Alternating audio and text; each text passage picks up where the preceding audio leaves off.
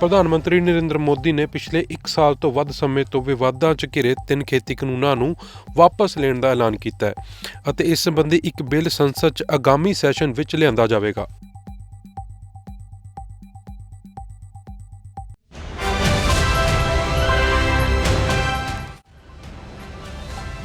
ਕਿਸਾਨ 3 ਖੇਤੀ ਕਾਨੂੰਨਾਂ ਖਿਲਾਫ ਅੰਦੋਲਨ ਕਰ ਰਹੇ ਸਨ। ਪ੍ਰਧਾਨ ਮੰਤਰੀ ਮੋਦੀ ਨੇ ਘੱਟੋ-ਘੱਟ ਸਮਰਥਨ ਮੁੱਲ ਨਾਲ ਜੁੜੇ ਮੁੱਦਿਆਂ ਤੇ ਇੱਕ ਕਮੇਟੀ ਦੇ ਗਠਨ ਦਾ ਵੀ ਐਲਾਨ ਕੀਤਾ ਹੈ।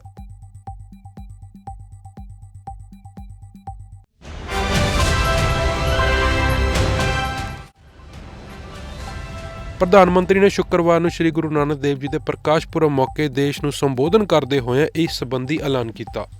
ਉਨ੍ਹਾਂ ਕਿਹਾ, 5 ਦਹਾਕਿਆਂ ਦੇ ਆਪਣੇ ਜਨਤਕ ਜੀਵਨ ਵਿੱਚ ਮੈਂ ਕਿਸਾਨਾਂ ਦੀਆਂ ਮੁਸ਼ਕਿਲਾਂ ਅਤੇ ਚੁਣੌਤੀਆਂ ਨੂੰ ਬੇਹੱਦ ਨੇੜਿਓਂ ਅਨੁਭਵ ਕੀਤਾ।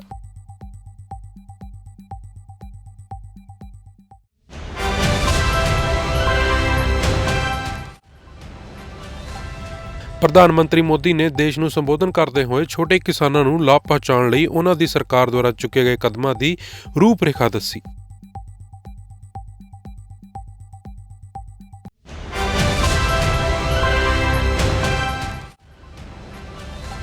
ਉਨ੍ਹਾਂ ਕਿਹਾ ਕਿ ਖੇਤੀ ਬਜਟ ਵਿੱਚ 5 ਗੁਣਾ ਵਾਧਾ ਕੀਤਾ ਗਿਆ ਹੈ, ਜਿਸ ਵਿੱਚ ਹਰ ਸਾਲ 1.25 ਲੱਖ ਕਰੋੜ ਰੁਪਏ ਤੋਂ ਵੱਧ ਖਰਚ ਕੀਤੇ ਜਾ ਰਹੇ ਹਨ। ਮੋਦੀ ਨੇ ਕਿਹਾ ਕਿ ਉਨ੍ਹਾਂ ਦੀ ਸਰਕਾਰ ਸਾਰੀਆਂ ਕੋਸ਼ਿਸ਼ਾਂ ਦੇ ਬਾਵਜੂਦ ਕਿਸਾਨਾਂ ਦੇ ਇੱਕ ਹਿੱਸੇ ਨੂੰ 3 ਨਵੇਂ ਖੇਤੀਬਾੜੀ ਕਾਨੂੰਨਾਂ ਦੇ ਲਾਭ ਨੂੰ ਸਮਝਾਉਣ ਵਿੱਚ ਅਸਫਲ ਰਹੀ ਹੈ।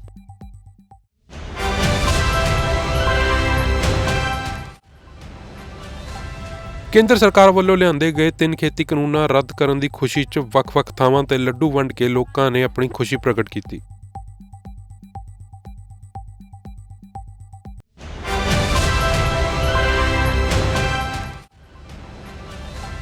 ਪਿਛਲੇ 1 ਸਾਲ ਤੋਂ ਦਿੱਲੀ ਦੀਆਂ ਸਰਹੱਦਾਂ ਤੇ ਕਿਸਾਨ ਸੰਘਰਸ਼ 'ਚ ਡਟੇ ਹੋਏ ਸਨ। ਕਿਸਾਨਾਂ ਨੂੰ ਵਧਾਈ ਦਿੰਦੇ ਉਨ੍ਹਾਂ ਕਿਹਾ ਕਿ ਕਿਸਾਨਾਂ ਦੀ ਵੱਡੀ ਜਿੱਤ ਹੈ।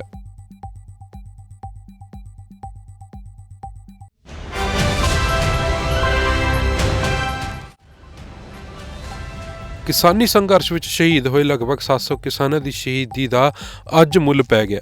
ਇਸ ਨਾਲ ਪੰਜਾਬ ਦੀ ਕਿਸਾਨੀ ਤਬਾਹ ਹੁਣ ਬਚ ਜਾਵੇਗੀ।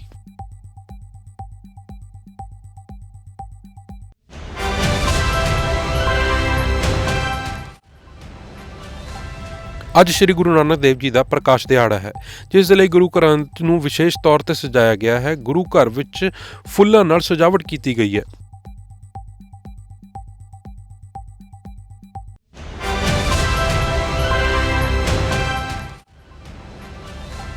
ਅੰਮ੍ਰਿਤਸਰ ਦੇ ਸ੍ਰੀ ਹਰਿਮੰਦਰ ਸਾਹਿਬ ਅਤੇ ਸੁਲਤਾਨਪੁਰ ਲੋਧੀ ਦੇ ਬੇਰੀ ਸਾਹਿਬ ਵਿਖੇ ਵਿਸ਼ੇਸ਼ ਸਜਾਵਟ ਕੀਤੀ ਗਈ ਹੈ।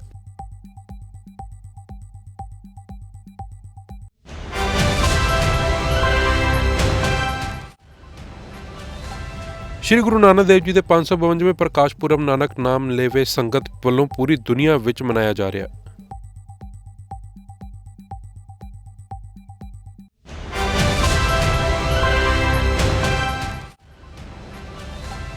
ਇਸ ਤਹਿਤ ਵੀਰਵਾਰ ਨੂੰ ਸੂਬੇ ਵਿੱਚ ਵੱਖ-ਵੱਖ ਥਾਂ ਤੇ ਅਲੋਕਿਤ ਨਗਰ ਕੀਰਤਨ ਸਜਾਏ ਗਏ।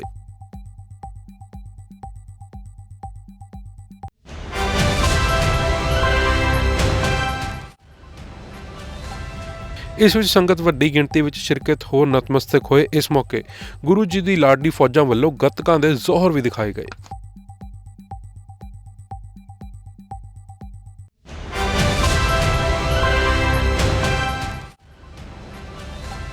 ਗੁਰੂ ਨਾਨਕ ਦੇਵ ਜੀ ਦੇ ਪ੍ਰਕਾਸ਼ ਪੁਰਬ ਮੌਕੇ ਲਾਂਘਾ ਖੋਲ੍ਹਣ ਤੇ ਜਿੱਥੇ ਖੁਸ਼ੀ ਦੀ ਲਹਿਰ ਪਾਈ ਜਾ ਰਹੀ ਹੈ, ਉੱਥੇ ਹੀ ਸੀਐਮ ਚੰਨੀ ਆਪਣੇ ਮੰਤਰੀਆਂ ਸਮੇਤ ਕਰਤਾਰਪੁਰ 'ਚ ਗੁਰੂ ਸਾਹਿਬ ਦੇ ਦਰਸ਼ਨ ਲਈ ਰਵਾਨਾ ਹੋਏ ਅਤੇ ਦੇਰ ਸ਼ਾਮ ਵਾਪਸ ਪਰਤੇ।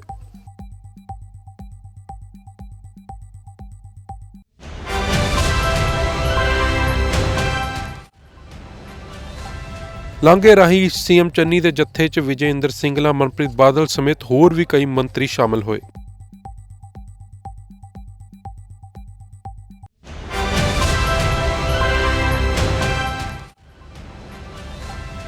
ਜ਼ੀਰੋ ਲਾਈਨ ਤੇ ਉਹਨਾਂ ਨੂੰ ਪਾਕਿਸਤਾਨ ਗੁਰਦੁਆਰਾ ਪ੍ਰਬੰਧਕ ਕਮੇਟੀ ਅਤੇ ਉੱਚ ਅਧਿਕਾਰੀਆਂ ਵੱਲੋਂ ਸਰੋਪਾ ਪਾ ਕੇ ਸਵਾਗਤ ਕੀਤਾ ਗਿਆ। ਕੈਬਨਿਟ ਮੰਤਰੀਆਂ ਨੂੰ ਗੁਲਦਸਤੇ ਵੀ ਭੇਟ ਕੀਤੇ ਗਏ।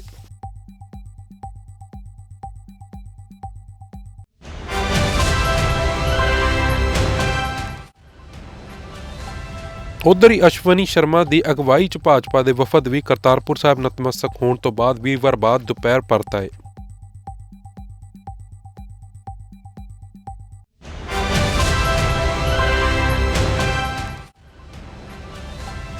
ਦੱਸ ਦੇਈਏ ਕਿ ਕਰਤਾਰਪੁਰ ਸਾਹਿਬ 'ਚ ਸਿੱਖਾਂ ਦੇ ਪਹਿਲੇ ਗੁਰੂ ਸ੍ਰੀ ਗੁਰੂ ਨਾਨਕ ਦੇਵ ਜੀ ਨੇ ਆਪਣੇ ਜੀਵਨ ਦਾ ਆਖਰੀ ਸਮਾਂ ਬਿਤਾਇਆ ਸੀ।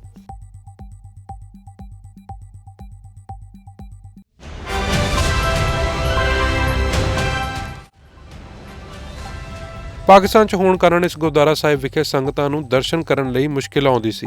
ਕਰਤਾਰਪੁਰ ਕੋਰੀਡੋਰ ਖੋਲ੍ਹੇ ਜਾਣ ਤੋਂ ਬਾਅਦ ਸੰਗਤਾਂ ਦੀ ਵੱਡੀ ਮੁਸ਼ਕਿਲ ਹੱਲ ਹੋ ਗਈ ਹੈ।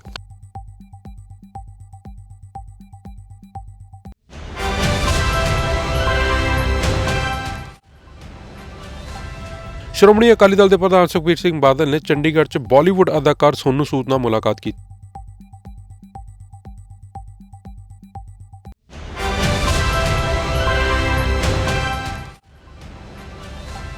ਇਸ ਮੁਲਾਕਾਤ ਦੀ ਜਾਣਕਾਰੀ ਉਹਨਾਂ ਆਪਣੇ ਸੋਸ਼ਲ ਮੀਡੀਆ ਹੈਂਡਲ ਤੇ ਸੋਨੂ ਸੂਦ ਨਾਲ ਇੱਕ ਫੋਟੋ ਟਵੀਟ ਕਰਕੇ ਸ਼ੇਅਰ ਕਰਦਿਆਂ ਦਿੱਤੀ।